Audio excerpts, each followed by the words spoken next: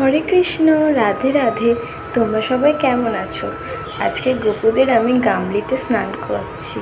এই যে ওরা গামলিতে স্নান করছে আর ওদেরকে খেলনা দিয়ে দিচ্ছি। স্নান করতে করতে একটু খেলু করে নেবে। এই যে ছোট গপু বড় গপু কাঁধের ওপর উঠেছিল, একটু উঠে খেলছিল। এবার আমি স্নান করিয়ে দিচ্ছি ভালোভাবে। গরমের সময় আমি বেশিক্ষণই ওদের জলের মধ্যে রাখি যাতে ওদের গাটা একটু ঠান্ডা হয়। আর ঘটির মধ্যে জল নিয়ে নিয়েছিলাম আর একইভাবে তুলসী পাতা আর ফুল নিয়ে নিয়েছিলাম। ঘটির জলটা ওদের মাথায় ঢেলে দিয়েছিলাম, আগে ভিডিও করা হয়নি। এই যে ওদের স্নান করা হয়ে গেছে, এবার ওরা বসে আছে। আমি গরমকালে বেশিরভাগ সময় ওদেরকে খালি গায়েই রাখি। ওদেরকে আজকে আমি খেতে দিয়েছিলাম ভাত, আমডাল আর পটল আলুর তরকারি।